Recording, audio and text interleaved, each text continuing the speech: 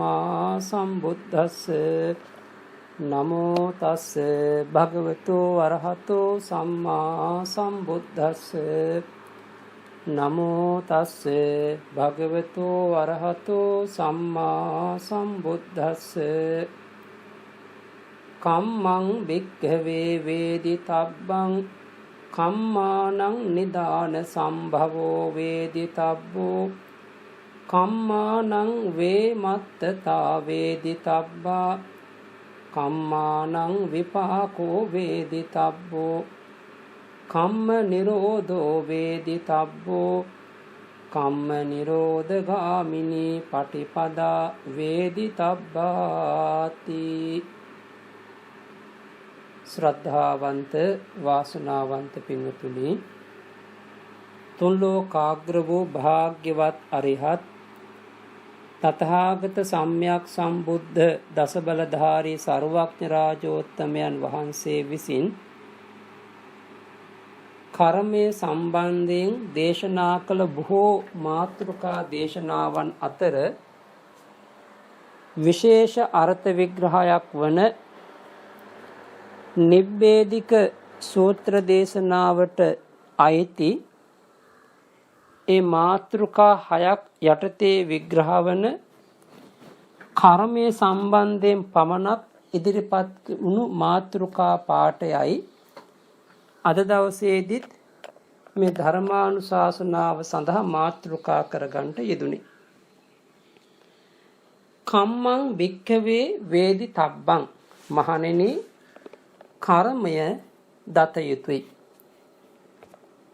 කම්මානං නිදාන සම්භවෝ වේදිතබ්බෝ, මේ කර්මයන්ගේ නිදානය එහෙමත් නැත්නම් කර්මයක් හට ගැනීමට හේතුව කාරණාව දත යුතුය.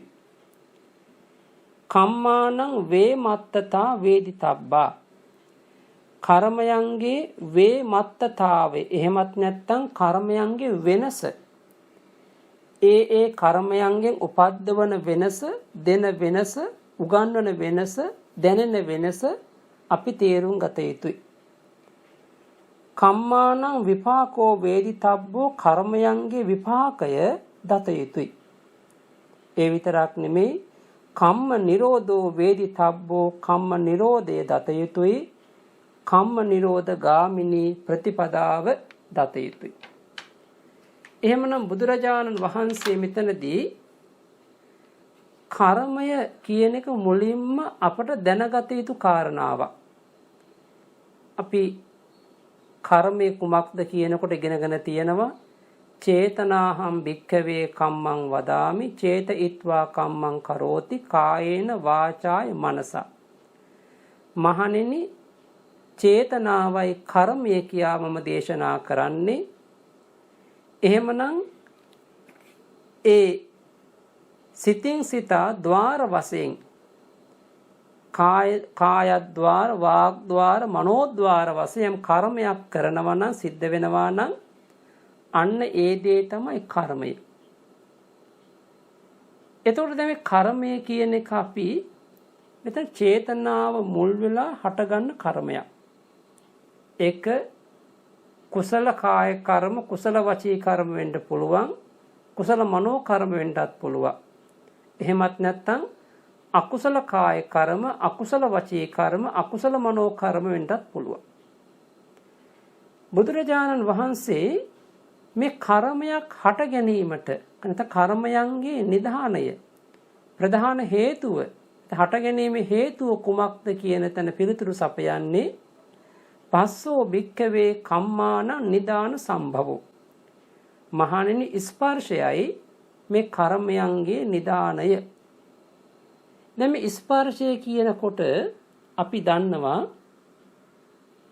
චක්කු සම්පස්ස, සෝත සම්පස්ස, ගාහන සම්පස්ස, જીවහා සම්පස්ස, කාය සම්පස්ස, මනෝ සම්පස්ස වශයෙන් ස්පර්ශ 6 ප්‍රධාන වශයෙන් පෙන්වනවා.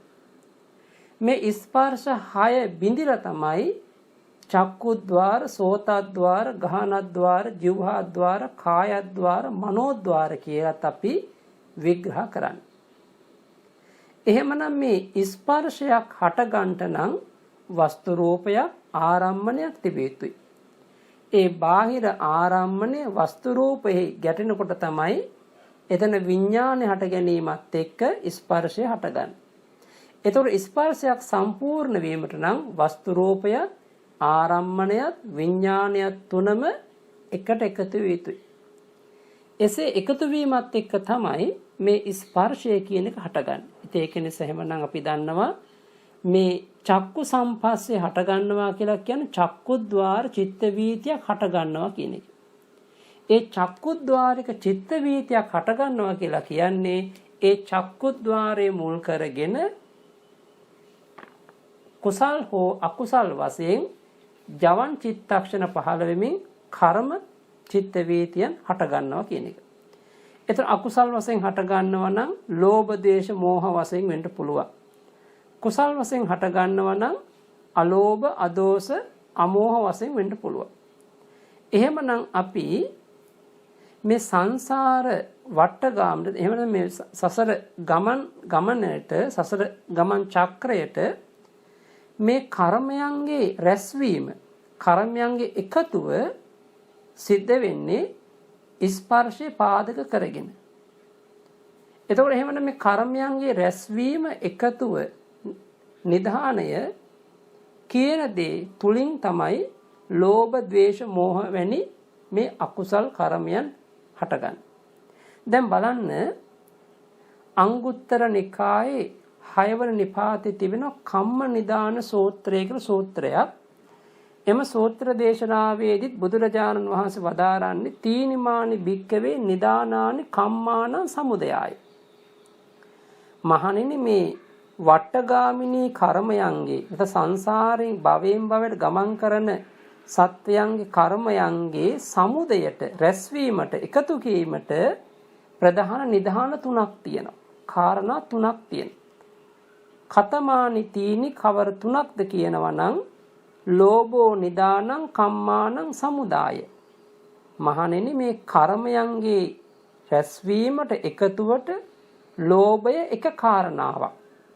දෝසෝ නිදානං කම්මානං සමුදයාය. කර්මයන්ගේ එකතුවට නැත්නම් කර්මයන්ගේ රැස්වීමට රැස් කිරීමට ද්වේෂය තවත් එක හේතුවක්. මෝහෝ නිදානං කම්මානං සමුදයාය. කර්මයන්ගේ හට ගැනීමට රැස්වීමට මෝහය තවත් එක කාරණාවක්. බුදුරජාණන් වහන්සේ පැහැදිලි කර දෙනවා න භික්කවේ ලෝභා අලෝභෝ සමුදේති. මහණෙනි ලෝභයෙන් කිසිම දවසක අලෝභයක් උපදවන්නේ නැහැ. එහෙමනම් ලෝභා ලෝභෝව සමුදේති. ලෝභය විසින් තවත් ලෝභයක්මයි අපේ సంతාන තුල උපද්දවන්නේ. ලෝභයෙන් ලෝභය උපද්දවන.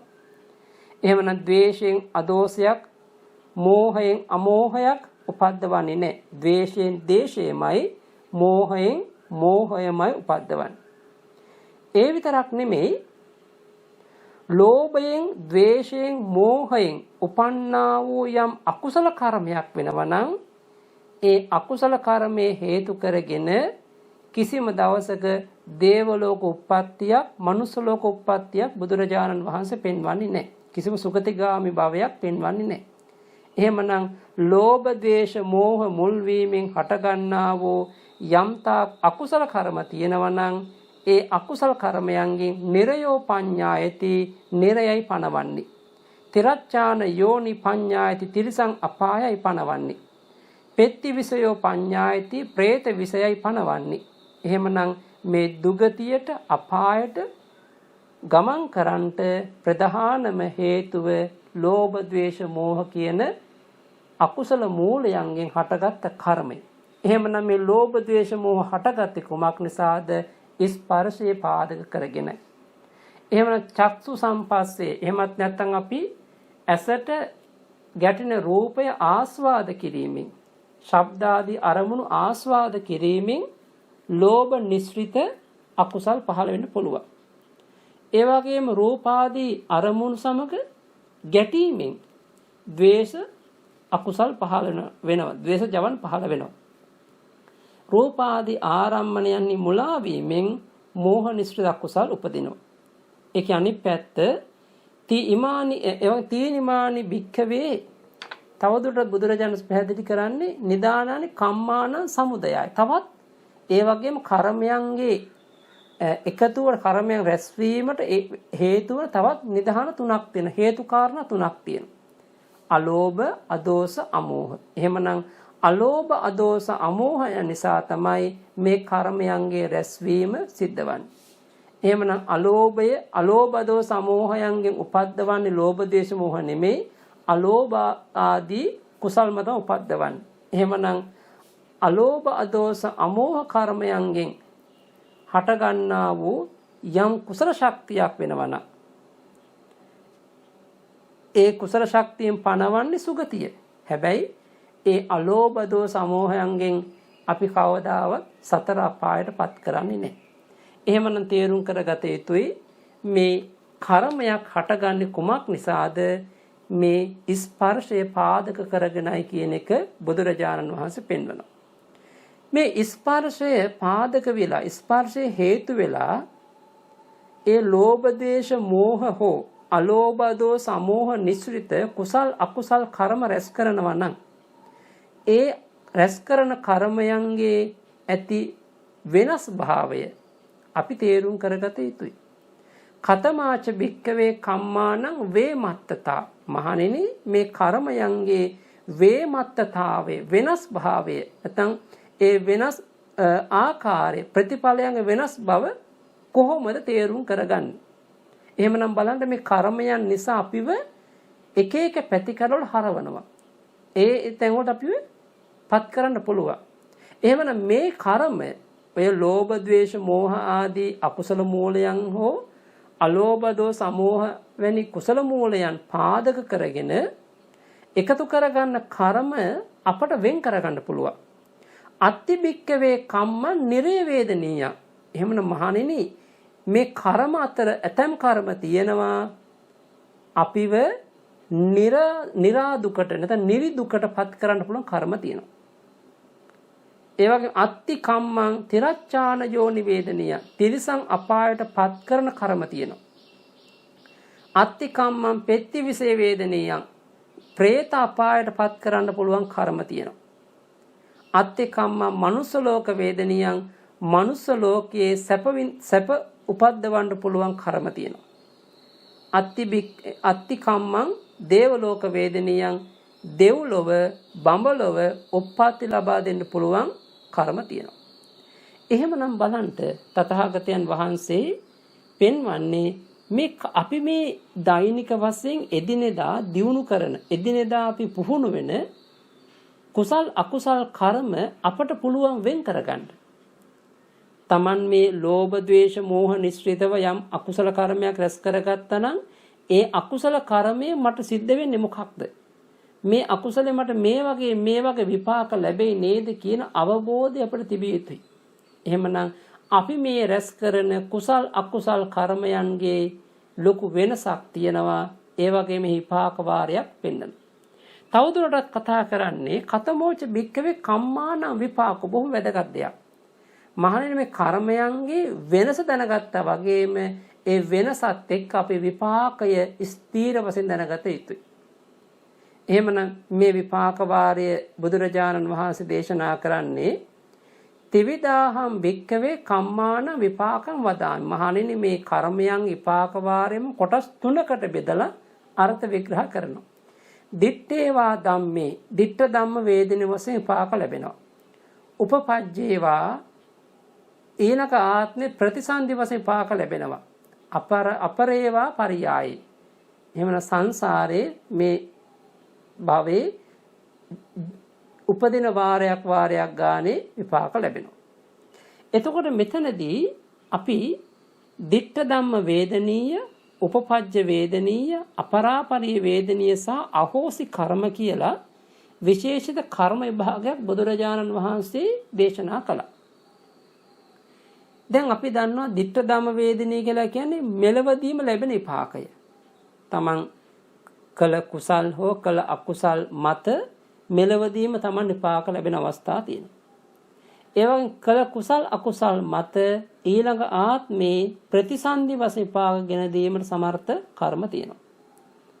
ඊළඟට තමයි ඒ තමන් කරගන්න කුසල් අකුසල් අනුව සංසාරේ වසනාතුරාවට ඒ අවස්ථානුකූලව විපාක දීමට සමර්ථ වන කර්ම තියෙනවා.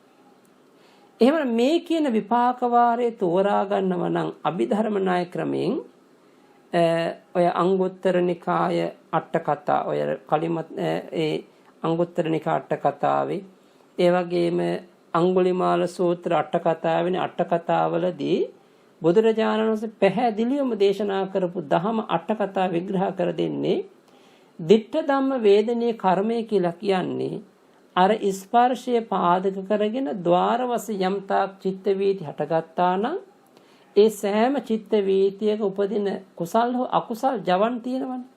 ඒ ජවන යන්නේ ප්‍රථම ජවනේ විපාක වාරේ දිට්ඨ ධම්ම වේදනීයයි. අන්න බලන්න අපි එන මේ දෛනික වශයෙන් පුරුදු කරන වඩන කර්මයන්ගේ ඒ ජවන් හතක් තියෙන එක චිත්ත වීතිය කර්ම හතක් තියෙන ශක්ති හතක් තියෙනවා. ඒකේ පළමු ජවනේ බලය අපට මෙලවදී විපාක ලැබෙනවා. බැරි වෙලාවත් මෙලවදී විපාක දීමට බැරි වුණොත් ඒ දේවල් අහෝසි කර්ම වෙලා යනවා. නැවත විපාක දෙන්නේ නැහැ. ඊළඟට පින්වතුනි අපි දැන් කර්මපත වශයෙන් පුහුණු වෙච්ච කර්මපත වශයෙන් පුරුදු වෙච්ච කුසල් අකුසල් අපේ ජීවිතේ තියෙනවා. ඒ කුසල් අකුසල් හැම දෙයකින්ම අපට ප්‍රතිසන්දියක් ලබා දෙන්න බෑනේ. එන ඊළඟ ආත්මේ ප්‍රතිසන්දියක් ලබා දෙන්න පුළුවන්කම ලැබෙන්නේ මේ රැස් කරගත් කුසල අකුසලයන්ගේ බලවතාට. බලවත හැම වෙලේම අකුසලයක් අකුසලෙ නැතින කුසලයක් තමයි බලවත් වෙන්නේ. එහෙමනම් ඒ බලවත් එක කර්මයකින් විතරක් අපට ප්‍රතිසන්දි විපාක ගෙන දෙනවා නම් ඒ ප්‍රතිසන්දි විපාක ගෙන දෙන්නේ ඒ උපදින චිත්ත වීතියේ ජවන් හතේ හත්වෙනි ජවන විපාක වශයෙන්. අන හත්වෙනි ජවන විපාක වාරය අපට ඊළඟ ආත්මේ ප්‍රතිසන්දි වශයෙන් විපාක දීමට සමර්ථයි. එහෙමනම් ප්‍රතිසන්දි වශයෙන් ගෙන දෙන්නේ එක සිතක් විතරයි. එහෙමනම් අපි රැස් කරගත්ත කර්ම අතර අප්‍රමාණ කෝටි ප්‍රකෝටි ගණන් කර්ම තියෙන්න පුළුවන්. ප්‍රතිසන්දි ලබන්න පුළුවන්. ඒ උනත් එක සිතකට අනුවයි එක අරමුණකට අනුවයි රැස් කරගත් කර්මයකට අනුවයි ප්‍රතිසන්දි ලැබෙන්නේ. අනිත් සියලුම ප්‍රතිසන්දි විපාක ගෙන දීමට සමර්ථ වෙච්ච හත්වෙනි ජවන විපාක වාර සියල්ලක්ම අහෝසි වෙලා යනවා. ඒව නැවත විපාක ලැබෙන්නේ නැහැ. ඊළඟට මේ චිත්ත වීතියේ මැද ජවන් පහක් තියෙනවා. ඒ ජවන් පහේ ඇතිවන ඒ කර්ම ශක්තිය තමයි අපට අපරාපරිවේදනයේ වශයෙන් සංසාර ගමනේදී ලැබෙන්නේ. අන්න බලන්න ඒ සංසාර ගමනේදී විපාක ලැබෙන්න නම් ඒ දේ අපි අර අවිද්‍යාව මුල් කරගෙන යොමු කරන්නේ. ඒකට අපි කියන ප්‍රාර්ථනාව මුල් කරගෙනයි. කෙනෙකුට අහවල් සම්බුද්ධ ශාසනයක මේ විදිහට නිවන් දකින්න ඕනේ කියලා හිතනවා නම් ඒ පස්වෙනි ජවන් පහේ ශක්තිය ඒ දක්වා ජීවිතේ පුරාවට සැපගෙන දෙන්න සමර්ථ වෙන්න පුළුවන්. ඒ වගේම රැස් කරගන්න අකුසලයක් එහෙමයි. ඒ අකුසල් ජවන් පහේ ශක්තියත් ඒ නිවන් දක්නා ජීවිතය දක්වාම Tamanට දුක් විපාකගෙන දෙන්න පුළුවන්. ඒක නිසා අපි තේරුම් කරගත යුතු ප්‍රාර්ථනාවට අනුව තමයි ඒ දේ සිද්ධ වෙන්නේ.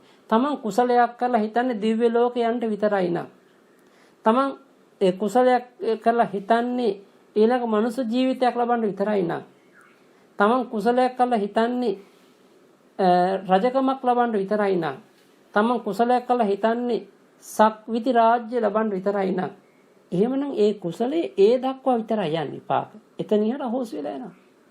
හැබැයි කෙනෙක් නිවන් අරමුණු කරගෙන තමන් බලාපොරොත්තු වන බෝධිය ඒකායන ප්‍රාර්ථනා හිතේ තියාගෙන ඒ තමන් රැස් කරගන්න කුසලය ඒකාන්තයෙන්ම අපරාපරිවේදනයේ වශයෙන් ඒ නිවන් දක්නා ජීවිතය දක්වාම පිහිට වෙනවා. ඉතින් ඒක නිසා අපි මෙන්න මේ වෙනස තේරුම් කරගත යුතුයි. ඊළඟට බුදුරජාණන් වහන්සේ වදාරන්නේ කතමෝච භික්කවේ කම්ම නිරෝධෝ. මහණෙනි මේ කර්මයාගේ නිරෝධය කුමක්ද? පස්ස නිරෝධෝ. ස්පර්ශය නිරෝධ වුණා නම් එතන කර්ම නිරෝධයක් තියෙනවා. දැන් මෙතන ප්‍රශ්නයක්.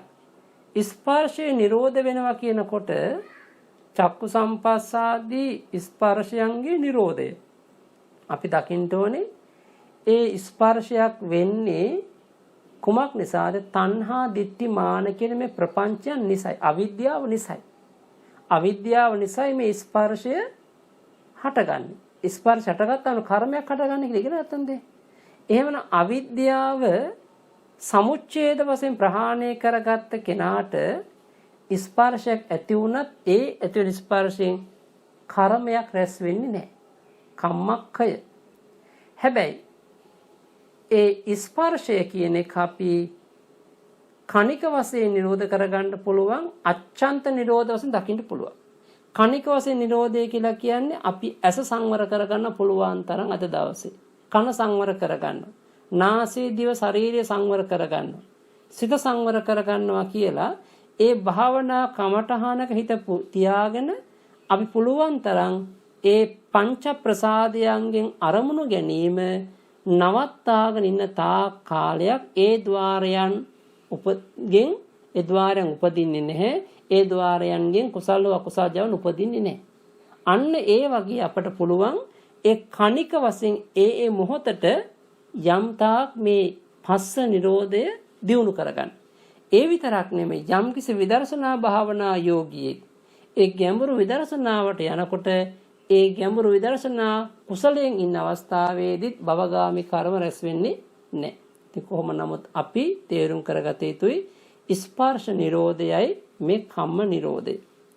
එහෙමනම් මේ කම්ම නිරෝධය ලබන්නට වැඩි යුතු ප්‍රතිපදාව තමයි කුමක්ද කියනවනම් ආර්ය අෂ්ටාංගික මාර්ගය. එන සම්මා දිට්ඨි, සම්මා සංකප්පාදී මේ මාර්ගාංගයන්ගෙන් යුක්ත වූ ඒ ලෝකෝත්තර ප්‍රතිපදාව තමයි මේ කර්මයන්ගේ නිරෝධගාමිනී ප්‍රතිපදාව කියලා බුදුරජාණන් වහන්සේ අපට දේශනා කළා.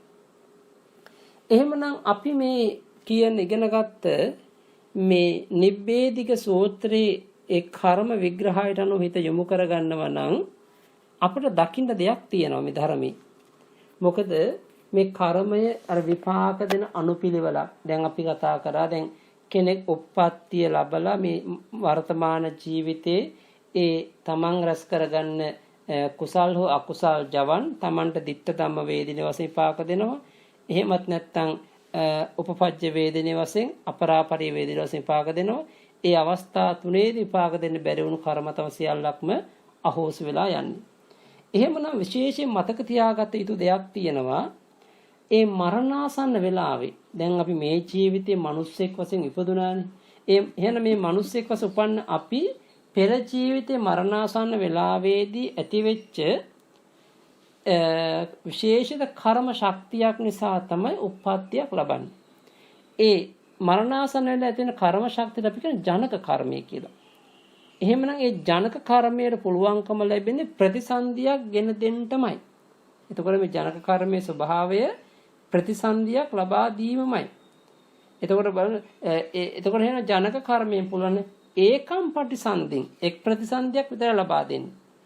හැබැයි මේ ජනක කර්මය ඇති වෙන වෙලාවේ තව බොහෝ කර්ම පිටින් කැරකින්න පුළුවන්.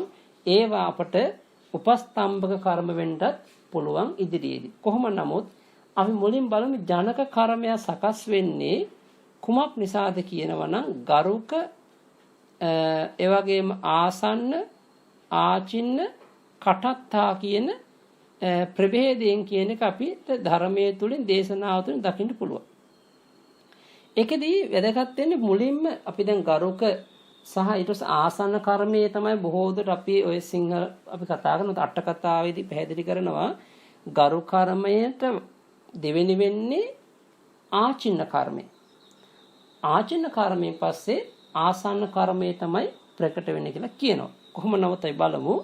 දැන් ගරු කර්මයක් යම් ගරු කර්ම කියලා කියනවා. යම් ගරු කර්මයක් මරණාසන්න වෙලාවේ මතුවෙනකොට ඒක අකුසල ගරුක කුසල ගරුක වශයෙන් කොටස් දෙකකට බෙදා ගන්න පුළුවන්. අකුසල ගරු කර්ම කියලා කියන්නේ පංචානන්තරේ කර්ම සහ මිත්‍යා දෘෂ්ටියත් අපිට එකතු කරන්න පුළුවන්. කුසල පක්ෂයේ ගරු කර්ම කියලා කියන්නේ මහග්ගත කුසල. ඒ කියන්නේ රූපාවචර ධ්‍යාන අරූපාවචර ධ්‍යාන. එහෙමනම් යම් කිසි කෙනෙක් පංචානන්තරේ කර්මයක් කරලා තියෙනවා නම් මරණාසන්න වෙලාවේ ඒකාන්ත වශයෙන් මතුවෙන්නේ කම්ම හෝ කම්ම නිමිත්ත ගති නිමිත්ත වශයෙන් මතු කරවන්නේ ඒ තමන්ගේ ආනන්තරේ පාප කර්මයයි ඒ තුලින් කෙලින්ම අවීච මහා නරකයේම උප්පත්ති ලබන්නේ. ඒ අජාසත් දේවදත්ත ආදී ඒ මේ ආනන්තරේ පාප කර්ම කරගත් අය සම්බුද්ධ ශාසනය හිටියා. ඊළඟට යම් කිසි කෙනෙකුට මෙවැනි ආනන්තරේ පාප කර්ම නැත්තම්, ඒ වගේ නියත මිත්‍යා දෘෂ්ටික ප්‍රතිපatti නැත්තම්, හැබැයි එවැනි තව කෙනෙක් ඉන්න ධ්‍යාන භාවනා කළා තියෙනවා. රූපාවචර ධ්‍යාන, අරූප ධ්‍යාන. එහෙමන ඒ ධ්‍යාන ශක්තිය හොඳට බලවත් කරගෙන දියුණු කරගත්ත කෙනෙක් ඉන්නවා නම් එවැනි කෙනෙකුට මරණ මොහොතේ ඒ ධ්‍යාන කුසලයක් ගරු කර්මයක් වශයෙන් පැමිණෙනොත් ඒකට අනුව ඒ බ්‍රහ්ම ලෝකවල උප්පත්තියක් ලබා දෙන්න පුළුවන්. ඒ ප්‍රථම ධ්‍යාන බඹතල, ဒုတိ ය ධ්‍යාන බඹතල, තතිය ධ්‍යාන බඹතල, චතුර්ථ ධ්‍යාන බඹතල කීම මේ බ්‍රහ්ම ලෝකවල උප්පත්තියක් ලබා දෙන්න පුළුවන්. එහෙම නොවන ජනක කර්මයක් සකස් වුණා මුලින්ම ගරු කර්මය පාදක කරගෙන. ගරු කර්මයක් නැත්තම් යබ් බහුල කර්මයක්. ඒකට අපි කියන්නේ ආචින්න කර්ම කියලා කියනවා. ඒකට අපි බහුල කර්ම කියන්නේ බහුල වශයෙන් කරපු කර්මයක් පාදක කරගෙන. දැන් සමහරක් අය ඒකෙත් අකුසල බලවත් වෙන්නේ. කුසලයේ දෙවෙනුව. එතකොට මේ අකුසලයේ බලවත් වෙනකොට අකුසලයේ ලෝභයට වඩා සන්තාපය තමයි ගොඩක් බලවත් වෙන්නේ. සන්තාපය කියන්නේ ද්වේෂය බලවත් වෙන්නේ. දැන් කුසලයේ පැත්තෙන් ගත්තාම බලවත් වෙන්නේ උපේක්ෂා කුසලයේ කියලා සමහරක් අය කියනවා. ඉතින් අර මට මතකයි ඔය අභිධම්මාවතාර ටීකාවක විග්‍රහයක් අල්ලගෙන වෙලා කියනවා මේ සෝමනස්ස කුසලයට වඩා උපේක්ෂා කුසලයේ බලවත් කියලා. ඒක තර්ක විතර්කත් පහුගිය කාලේ ගිහිල්ලා තියෙනවා. නමුත් අපි තේරුම් කරගත යුතු වන්නේ අපි මේ ජීවත් වෙන ලෞකික සමාජයෙන් ලෞකික ධර්මයත් එක්ක තාම දාන සීල මේ මූලික භාවනාවත් එක්ක ජීවත් වෙන්නේ. හැබැයි ගැඹුරු විදර්ශනා භාවනා යෝග්‍යයා තුල උපදින්න උපේක්ඛා කුසල් මිසක් සෝමනස්ස කුසල් නෙමෙයි. මොකද විදර්ශනා ඥාන උපදින්නේ ඥාන සංප්‍රයුක්ත උපේක්ඛා සහගත කුසල් සිත්වලින්. එතකොට අනේ විදර්ශනා කුසලයේ කොහොමත් මේ දාන සීල වැනි මේ සාමාන්‍ය කුසල් වලට බලවත්නේ. ඒකත් අපි අමුතුවෙන් කියන දෙයක් නෑනේ. හැබැයි ඒ න්‍යාය සාමාන්‍ය දෛනික ජීවිතය අපි සිදු කරගන්න මේ සෝමනස්ස කුසල් උපේක්ෂා කුසල් වලට සම්බන්ධ කරගන්න එපා. එහෙම වුණොත් වැරදි.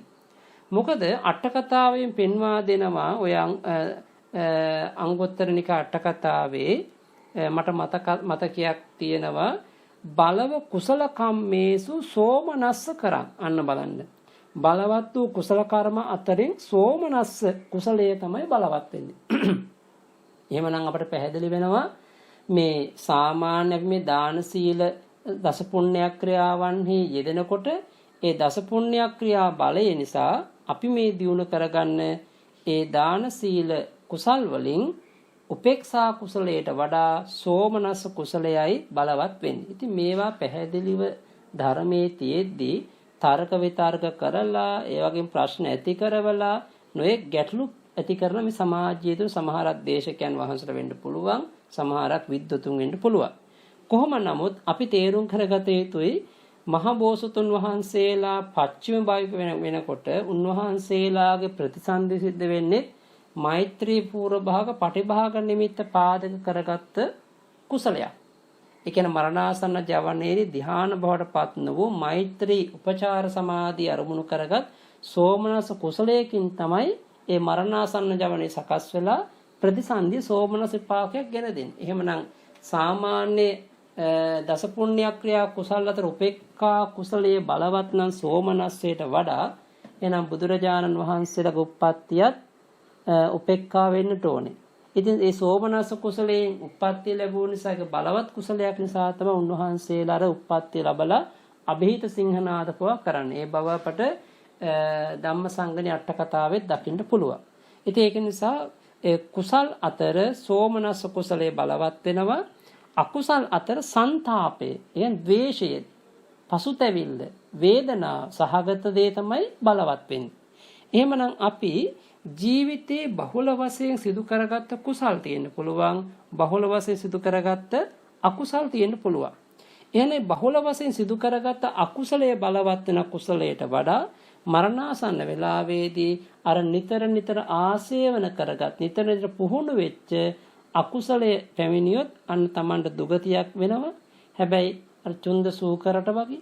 හැබැයි දියුණු කරගත්ත කුසලයක් ආචින්න වශයෙන් පැමිණියොත් Tamanට එනස බහුල වශයෙන් පැමිණියොත් අන්න ඒ දේ Tamanට බලවත්සේ උපකාරයක් වෙනවා. දුටුගැමුණු රජතුමාට වගේ. දැන් අපි දන්නවනේ දුටුගැමුණු රජතුමා දවසක් ඔය චෝලංගනී කියන යුද්ධයෙන් පෙරදිලා තමන් උපකාරකයොත් රැගෙන මේ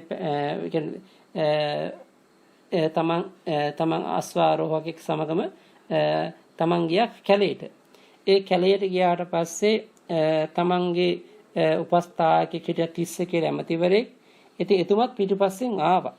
ඉතින් පිටුපස්සෙන් ආවහම දැන් බොහොම බඩගිනි. බෑ බඩගින්න එනකොට ඉතින් බත් මුලක් එතන තිබුණානේ. ඒ බත් මුල අරගෙන ඉවර වෙලා දැන් කන්න හදනකොට දුටුගැමුණු රජතුමා මොකද කරන්නේ? මේ බත් මුල කොටස් 4කට බෙදනවා. දැන් මෙතන ඉන්නේ දැන් තමන් ඉන්නවා ඒ අස්වාරෝහණට ආපු ඒ අස්වැයා වෙන්න පුළුවන්. ඒ වගේම ඇමතිවරයා ඉන්නවා. කොටස් 4කට බෙදනකොට මේ ඇමතිවරයා අහනවා කොටස් 4කට බෙදන්නේ කාටද මේ? කියනවා කුඩා කාලේ ඉඳලා මම කවදාවත් ඒ මහා සංඝරත්නයේ නොදී දානේ වළඳලා නැහැ. මේ කොටසක් මම වෙන් කරේ ඒ උතුමන් වහන්සේ නමකට. ඉතින් වෙන් කරනකොට ඉතින් කියන මේ කැලේ කවුරුත් නැහැනේ. නෑ ඒක මේක ඉතින් එහෙම හිතන්නත් එපා කියලා කියන. කොහොම නමුත් මේ වෙලාවේ බලව ශ්‍රද්ධාවකින් මේ දේ කරන්නේ. ඒ ශ්‍රද්ධාව නිසා නෑ එහෙම හිතන්න එපා. ඉතින් මේ රජතුමා මගේ ළඟ තියෙන බලවත් ශ්‍රද්ධාව නිසාම මගේ මේ දාණය පිළිගන්න වඩිනසේක්වා යම් උතුමෙක් වඩිනසේක්වා කියන 3 වාරක් මේ ශබ්ද නගර කතා කරා. උස්සනින් කතා කරා. එතකොට ඒ කාලේ රහතන් වහන්සේලාගෙන් පිරුණු යුගයක් බෝධිමාතු මහාතිස්ස කියන රහතන් වහන්සේ ඒ දිබ්බ සෝත ඥානයේ මේ ශබ්දය සහ ආරාධනාව දැකලා උන්වහන්සේ වඩිනවා මෙතන පිණ්ඩපාත. පිණ්ඩපාත වැඩලා මොකද කරන්නේ? මේ රජතුමාගේ පිණ්ඩ මේ වෙන් කරපු කොටසක් පූජා කර රජතුමාගේ කොටසක් පූජා කරනවා. අවසානයේ ඇමතිවරයාත් පූජා කර සියල්ල පූජා වෙනවා. ඉතින් මරණාසන්න වෙලාවේ ඔය කරගත් අහඹු පින්කම. ඉතින් දැන් අර දුටුගැමුණු රජතුමා මරණාසන්න වෙලාවේදී දැන් සුවර්ණමාලි මහා චෛත්‍ය වැනි මහා යාගයක් ඉදිකර නොඑක් පින්කම් කර ඒ සියලු පින්කම් මෙනෙහි කරමින් යනකොට සිහි වුණේ අර නිතර දුන්න පරිත්‍යාගයක්නේ. දැන් හැමදාමත් මහා සංඝරත්නයට දන් පූජා කරලා ආහාර අනුභව කරගත්ත පුරුද්ද අතර විශේෂ සිදුවීමක් දස් දුන කුසගින්නේ Taman දරා කුසගින්න දැඩි කුසගින්නෙන් ඉන්න වෙලාවේ Tamanට තිබුණු පත Taman පූජා කළදා කුසගින්නේ හිටියා. අන්න ඒ කුසලයේ සිහි වෙලා ඒ කුසලය සිහි වෙනවත් එක ඒ මොහොතේදී දිව්‍ය ලෝකවල දිව්‍ය රත ඇවිල්ලා තිබුණා. ඉතින් ඒ වෙලාවේදී අදිෂ්ඨාන කරගත්තා Taman කැමති තුසිත භවනට යන්න කියනොත් තුසිත භවනට යන්නට උපකාර වුණේ මොකද්ද? අර බහුල වශයෙන් ආචින්න වශයෙන් රැස් කරගත දානමය කුසලයේ විශේෂ සම්දිස්ථාන කුසල අහම්බෙන් කරගත්ත පින. ඒක නිසා අපි තේරුම් කරගත යුතුයි මේ ආචින්න කර්මය මොනතරම් බලවත් වෙනවද? නිරන්තරයෙන් අපි පොහොය අටසිල් සමාදන් වීම, ඒ වගේ නිතර සංඝෝපස්ථාන බුද්ධෝපස්ථාන කිරීම, නිතර බුදු ගුණ වැඩිම, නිතර මෛත්‍රී වැඩි මේ වගේ කුසල් හරිම උපකාරයි. දැන් අපට මතක් වෙනවා අපේ පූජනීය කඩවැද්දු ශ්‍රී ජිනවංශාභිදාන අස්මදාචාර්යෝත්තම මාහිමියන් වහන්සේ එහෙමත් නැත්නම් මේ ආරණ්‍ය සම්ප්‍රදාය නිර්මාතෘවරයන් වහන්සේ. ඒ මාහිමියන් වහන්සේ පුදුමාකාර නෙක්ඛම්ම ජීවිතයක් ගත කරා. ඊටමත් බලවත් පරියත්ති ඥානයක්. ඒ වගේම ප්‍රතිපත්ති ඥානයක් තිබුණා. හැබැයි උන්වහන්සේ බහුල වශයෙන් පුරුදු කරපු භාවනා කමඨහනක් කියන බුද්ධානුස්සතිය. ඒ කියන්නේ අනිත් කමඨහන් නොවැඩුවා කියන එක නෙමෙයි අර ආචින්න කර්මයක් විදිහට බුද්ධානුස්සති භාවනාව තමයි ප්‍රගුණ කරලා තිබෙන්නේ. ඒ බුද්ධානුස්සති භාවනාවේ තිබුණ බලවත් භාවයේ ප්‍රගුණතාවය නිසාම උන්වහන්සේගේ ජීවිතයේ බොහෝ දේවල් සිද්ධ වුණා ගුණයහපත් පැත්තට.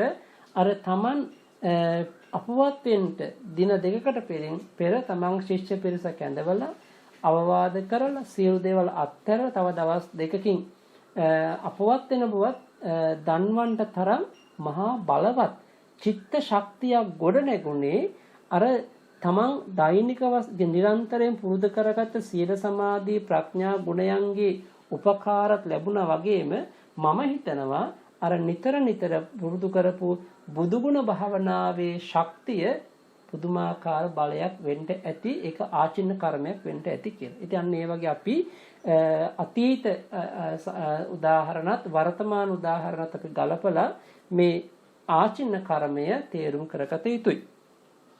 ඊළඟට විශේෂයෙන්ම තමයි ආසන්න කර්මය. දැන් මේ ආසන්න කර්මය ගත්තහම ඒකෙත් තියෙන කුසල ආසන්න අකුසල ආසන්න මරණාසන්න වේලාව. එතකොට එතනදිත් මේ ආසන්න කර්මයේදී බලවත් වෙන්නේ අකුසලයේ. දෙවනෝ කුසලයේ. එහෙමනම් ඒ ආසන්න කර්මයේදීත් අපි සමහරක් වෙලාවට ජීවිත කාලෙම අකුසල් කරපු කෙනෙක් වෙන්න පුළුවන්. හැබැයි ඒ අකුසල් කරපු කෙනාට මරණාසන්න වෙලාවේදී කුසලයක් සිහි වුණොත් සුගතියට යන්න පුළුවන්. අර තියෙන්නේ මදු අංගන ගමෙහි වාසය කරපු දමිල කියලා දොරටු පාලකෙක්. කියන්නේ දෙමළ දොරටු පාලකෙක් හිටියා.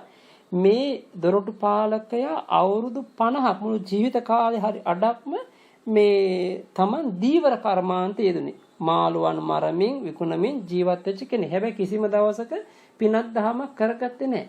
ඉතින් අර මරණ බොහොම වයෝවෘද්ධ භාවයට පත් වෙලා නිවෙසේ ඉන්නකොට දවසක් චූලපිණ්ඩපාතික තිස්ස තෙරුන් වහන්සේ වැඩම කරනවා පිණ්ඩපාතේ. ඉතින් මේ ගෙදරට වඩිනකොට ඉතින් කියනවා මං අනේ එවන් උතුම් දකින්න මං කිසිම දෙයක් කරලා නැහැ ජීවිත කාලේ. ඉතින් මේ මහලු වයසේ ඉන්න එළියට එන්න බෑ. ඉතින් උන්වහන්සේ ඇතුළටම වඩිනවා. ඇතුළට වැඩම කරලා මේ තිසරණේ සමාදන් කරවලා පන්සිල් සමාදන් කරවලා නැවත උන්වහන්සේ මේ ආපසු වඩිනවා. ඉතින් ඒ පන්සිල් සමාදන් වෙනකොට දිව පෙරලි පෙරලිද පන්සිල් සමාදන් වුණේ. අර අවසාන මොහොතේ කරගත්ත කර්මය. ඉතින් එතනින් උන්වහන්සේ වැඩියා විතරයි ඒ මොහොතේම චුත වෙලා ආසන්න කර්මයේදී බල අර අවුරුදු 50 තිස්ස කාලයක් කරගත්ත අකුසල් සියල්ල යටපත් වෙලා මේ මරණාසන්න මොහොතේ කර්මය බලවත් වෙලා චාතුර් මහරජාගේ දිව්‍ය ලෝකයේ ඉපදුණු බවත් ඔන්න අපේ අට කතාවල සඳහන් වෙලා තිබෙනවා. ඉතින් ඒක නිසා අපි තේරුම් කරගත යුතුයි මේ ආසන්න කර්මයේ තියෙන බලවත්කම. ඒ විතරක් නෙමෙයිනේ. ඔන්න ඒ අපි කතා කරේ අකුසල් කරලා කුසලයක් ආසන්න වෙලා සුගතියට ගියේ ඉතින්. ඒ වගේම තමයි මේ අන්තර ගංගාවක්, ඒ කියන්නේ අන්තර ගංගාවක් අසබඩ ඉඳලා තියෙනවා මහා වාචකාලික උපාසක කෙනෙක්. මහා වාචකාලික උපාසක කෙනෙක්. මේ උපාසකතුමා අදම මට නිවන් දකින්න සෝවාන් වෙන්න ඕනේ කියන අදිෂ්ඨාන ඇතිව අවුරුදු 30ක් එක දිගට මේ ද්වත්තින් සාකාරය කියන්නේ දෙතිස් කුණ භාවනාව හොඳට පුරුදු වෙලා තිර සජ්ජායනා කරලා නිතර සජ්ජායනා කරමින් ඒකට බැස ගනිමින් හොඳට ප්‍රගුණ කරලා තියෙන. හැබැයි පින්වතුනි මේ අවුරුදු 30ක් එක දිගට භාවනා කරත් එතුමාට සමාධි මාත්‍රයක්වත් වැඩිලා නැහැ. කිසිම ආලෝක මාත්‍රයක්වත් ලැබුණේ නැහැ. ඉතින් ඒ වෙලාවේ බුදුදහම ගැන කලකිරෙනවා. මේ බුද්ධ ශාසනය කියලා කියන බුදුදහම කියලා කියන නිවන් මාර්ගයක් මේකේ නැහැ කියලා මේ කලකිර දෘෂ්ටියකට බැස ගන්නවා. අන්න Taman දෘෂ්ටිගතික වෙනවා. මොකද මේක නිවන් මාර්ගයක් නෑ, වැඩක් නෑ. කොච්චර ප්‍රතිපත්තිපරත් වැඩක් නෑ. අන්න දෘෂ්ටිගතික වෙනවා. මෙන්න මේ දෘෂ්ටිය මරණාසන වෙලාවේ මතුවනා අවසානයේදී විශාල ප්‍රේතෙක් වෙලා උප්පත්තිය ලැබුවා. අන්න බලන්න. අර අවුරුදු 30ක් තිස්සේ පුරුදු කරගත්ත භාවනා ගුණය යටපත් වුණා ආසන්න කර්මයේදී අකුසලයක් බලවත් වීම. ඉතින් ඒක නිසා අපට තේරුම් කරගත යුතුයි අද වර්තමානයේ අපි මේ ජීවත් වෙන අපට උනත් මේ දේවල් සිද්ධ වෙන්න පුළුවන්. හැබැයි ඒ ජීවිතේ මුල මැද අග අවසානයේ දක්වා අපි හැම වෙලෙම යෝනිසෝ මනසිකාරය ඇතිවම කටයුතු කරන්නට ඕනේ. අපේ ළඟ තියෙන ශ්‍රද්ධාව දවසින් දවස දියුණු කරගන්නවා මිස පිරිහෙන්න හොඳ නැහැ. අද වර්තමාන අපි දැකපු දෙයක් තියෙනවා. මේ ධර්මයේ ඉගෙන ගන්නට අර ශ්‍රද්ධාව කියන එක ගොඩක් අයගෙන් ගිලිහිලා ගිහිල්ලා. හැබැයි ධර්ම ඉගෙන ගන්නට තියෙන ශ්‍රද්ධාව මුල් බසින්නයි ඕනේ. නැවත නැවත බලවත් කරගන්නටයි ඕනේ. ඉතින් ඒක නිසා මේ ධර්මයේ කියන එක අපි පෞරුවක් කරගෙන එගොඩ යනවා මිසක් කරපින්නාගෙන යන ධමයක් නෙමෙයි. ඒක නිසා අපි හැම වෙලේම උත්සාහවත් විය යුතුයි. මරණාසන්න මොහොත දක්වාම යෝනිසෝ මනසිකාරයතේ කල් ගෙවන්නට. ඊළඟට තමයි කටත්තා කර්මය. ඔන්න කටත්තා කර්මය බොහොම වැදගත් දෙයක්. මොකද හේතුව මරණාසන්න වෙලාවේදී ඒ ජනක කර්මය සකස් වෙනකොට ගරුක ආසන්න ආචින්න ගරුක ආචින්න ආසන්න වශයෙන් යම්කිසි කර්මයක් මතු නොවුනොත් එකපාරට ක්ෂණිකව කර්ම මතු වෙන අවස්ථා තියෙනවා. අර උදාහරණ උපමාවක් කියනවා මේ උමුතු පුද්ගලයෙක් යම් වෙලාවකදී නැත්නම් උමුතු කෙනෙක් සිහි කල්පනාවෙන් තොරව යම් තැන්වලදී විසි කරන දඬු එතකොට ඒ විසි කරමින් යනවා. එතකොට ඒවා සමහරක් වෙලාවට එයාට සිහි නැහැ, මතක නැහැ. මොනවද විසි කරේ, මොනවද විසි කරේ සිහිය නැහැ. හැබැයි එකපාරට අහම්බෙන් මතක් වෙන්නත් පුළුවන් අවස්ථා තියෙනවා. අන්න ඒ වගේ ජීවිතය අපි අහඹු ලෙස සිද්ධ කරගත්ත හොඳ දේවල් එකපාරට මතක් වෙන්න පුළුවන්. ඒක කටත්තා කර්මයක්. එහෙමත් නැත්නම් පෙර ජීවිතවල කරගත්ත කර්මයක් හෝ මතක් වෙන්න පුළුවන් කියලා කියන එක. ඉතින් අහඹු සිදුවීම. ඉතින් ඒක තමයි කටත්තා කර්මය කියලා කියන්නේ. එතකොට එහෙමනම් අපි කටත්තා කර්මය කියන එක තේරුම් කරගන්නත් ඕන ওই විදිහට තමයි. එහෙමනම් මේ ගරුක ආසන්න ආචින්න කටත්තා කියන ක්‍රමයට අපට මරණාසන්න වෙලාවේදී ඇතිවන ශක්තියට කියන ජනක කර්මය කියලා. ඒ ජනක කර්මෙන් අපිට ප්‍රතිසන්දියක් ලබා දෙනවා. ඒ ලබා දුන්න ප්‍රතිසන්දියට උපස්තම්භක කර්ම තියෙනවා. හැබැයි උපස්තම්භක කර්මත් කුසල් අකුසල් වශයෙන් අපි කොටස් දෙකකින්ම තේරුම් කරගත යුතුයි. මොකද මේ උපස්තම්භකන් නාම කුසලේපි ලබ්බති අකුසලේපි යන කුසල් වශයෙන් ලැබෙන්න පුළුවන් අකුසල් වශයෙන් ලැබෙන්න පුළුවන්. කොහොමද ලැබෙන්නේ? දැන් සුගති භූමියක උප්පත්ති ලැබූ කෙනාට නැවත නැවත කුසල් කරනකොට ඒ කුසල උපස්තම්භක වෙමින් ඒ ජීවිත ආලෝකමත් වෙලා නැවත නැවත හොඳ ජීවිත ලැබෙන්න පුළුවන්. හැබැයි යම් කිසි කෙනෙක් අකුසල කර්ම බලයකින් දුගති උප්පත්ති ලැබලා තියෙනකොට නැවත නැවත අකුසල් කරද්දී ඒ අකුසල උපස්තම්භක වෙලා ඒ ජීවිත අවාසනාවන්ත වෙමින් නැවත බොහෝ ආත්මවාර දුගතිය උපදින්න පුළුවන්. අන්න ඒකයි කියන්නේ සම්භාවිතය වැඩි. සුගතිය ඉන්න කෙනා කුසල් වඩන්ට නැවත නැවත සුගතිය උපදින්න සම්භාවිතය වැඩි. හැබැයි දුගතිය ඉන්න කෙනා අකුසල් නැවත නැවත වඩනවා නම් ඒ දුගතියෙන් දුගතියටපත් වීමේ සම්භාවිතාවය වැඩි. ඉතින් අන්න ඒක තමයි අපි එහෙනම් කුසල භූමියේදී කුසලයේ උපස්තම්භක වෙනවා, අකුසල භූමියේ ඉන්නකොට අකුසලයේ උපස්තම්භක වෙනවා. ඊළඟට උපපීලක කියන කර්මය. උපපීලක කියලා කියන විශේෂයෙන්ම දෙන පීඩනය. දැන් ඉපදෙන්නා වූ මේ සැප දුක් වශයෙන් යම් තියෙනවා නම් වේදනාවන් මේවා අපට ලැබෙන මේ අපට පීලන ස්වභාවය කියන්නේ. දැන් කුසල කම්මේ විපච්චමානේ අකුසල කම්මං උපපීලති. ඒ කියන්නේ දැන් එතකොට කුසල කර්මයක් විපාක වශයෙන් දෙනකොට අකුසල කර්මය විදිහින් අන්න අපට පීඩාව ලබා දෙනවා. එතකොට අකුසල කර්මය අපිට හැම වෙලෙම පීඩාව ලබා දෙනවා. හැබැයි ඒක කුසල කර්ම විපාක වාරයක් අපි විඳින්න ඉන්නකොට ඔන්න අකුසල කර්ම විපාකයක් විදිහින් ඔන්න අපිට විපාක මේ පීඩන ලබා දෙන්න විපාක දෙන්න අවස්ථා තියෙනවා. ඒක දැන් සාමාන්‍ය ගත්තොත් එහෙනම් අපි දැන් කුසලයක් වඩමින් ඉන්න අවස්ථාවකදී ඒ කුසලයට බාධා වශයෙන් පැමිණෙනකොට යම් දෝමනස සහගත ඒ අකුසල් පහළ වෙන්නත් පුළුවන්. ඒ කුසලය කැඩෙන්න බිඳෙන්න පුළුවන්. ඉතින් එහෙමනම් අපි අපට ලැබෙන පීඩනය ඒවා උපඝාතක කර්ම කියලා කියන්නේ අතීතයේ කරගත්ත ප්‍රාණඝාත අකුසල කර්මයන්ගේ ශේෂිපාක වශයෙන් අතරතුර ජීවිතය ඝාතනය වෙන්න පුළුවන්. දැන් උදාහරණයක් වශයෙන් ගත්තොත් එහෙම යම් කිසි කෙනෙක් කුසල කර්මයක්ගේ විපාක වශයෙන් තමන් උප්පත්තිය ලැබලා ඉන්නවා. හැබැයි අකුසල කර්මයක් නැගිලා ඒ ජීවිතෙතනින්ම විනාශ කරන්න පුළුවන්.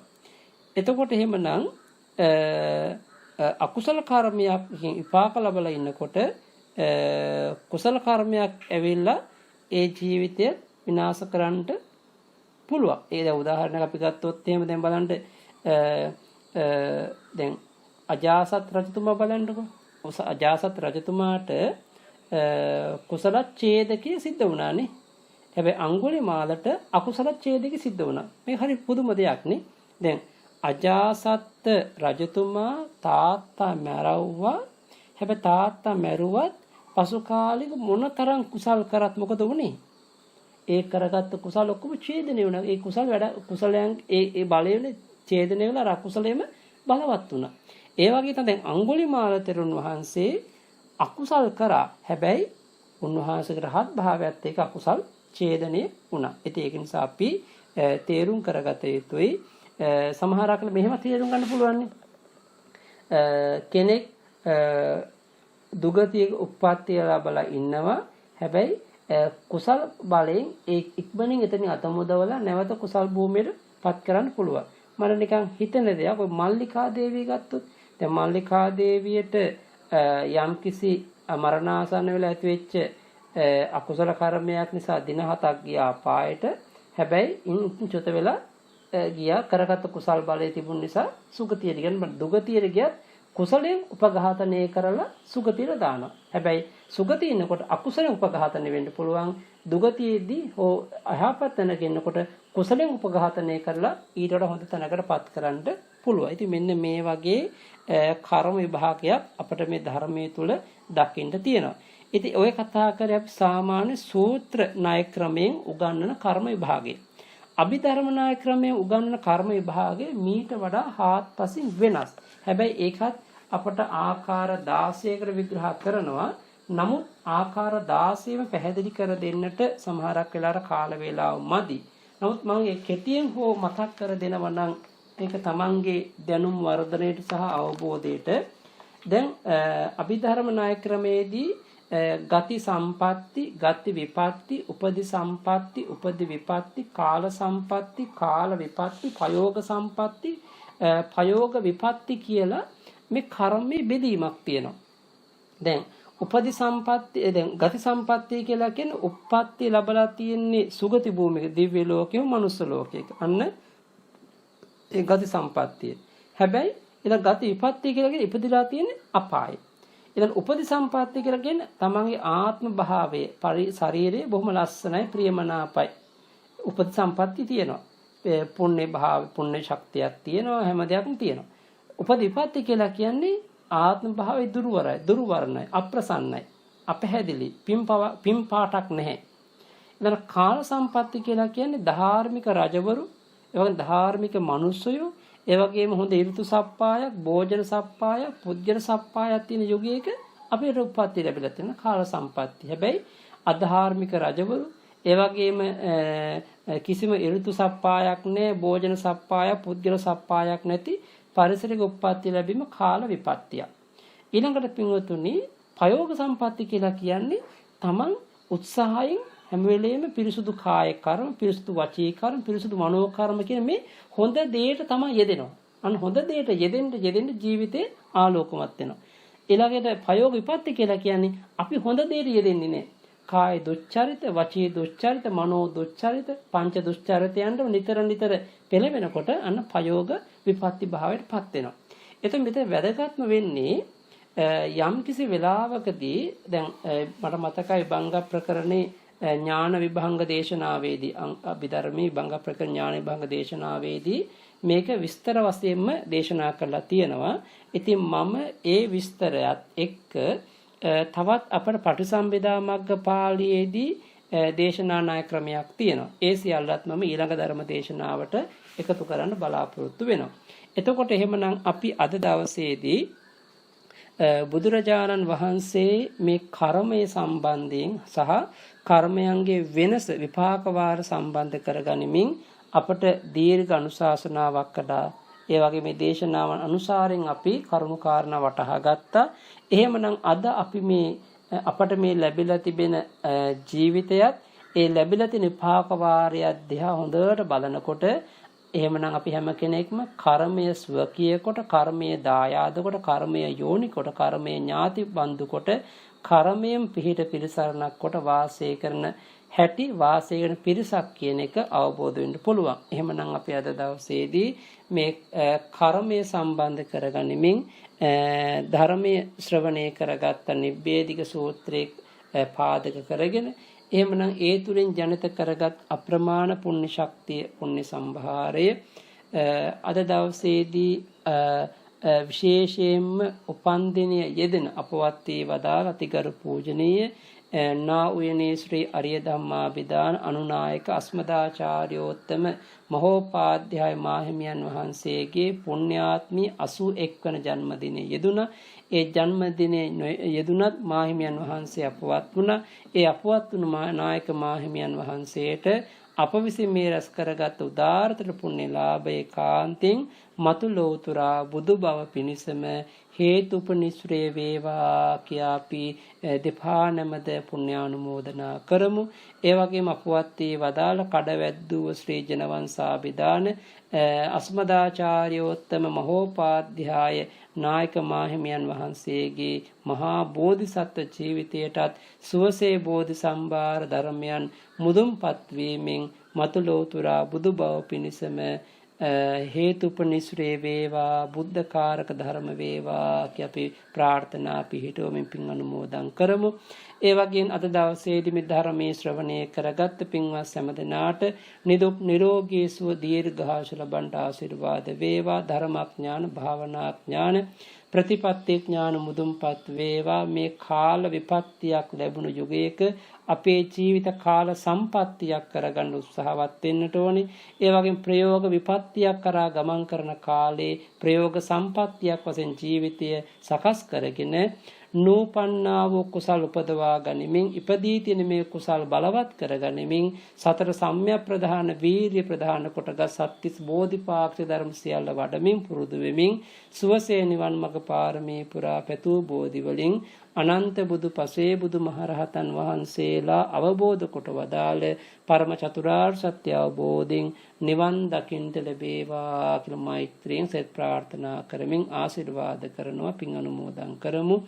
ආකාසට්ඨා ච භුම්මට්ඨා දේවා නාග මහිද්దికා පුඤ්ඤන්තං අනුමෝදිත්වා චිරන් රක්ඛන්තු සම්බුද්ධ ශාසනං.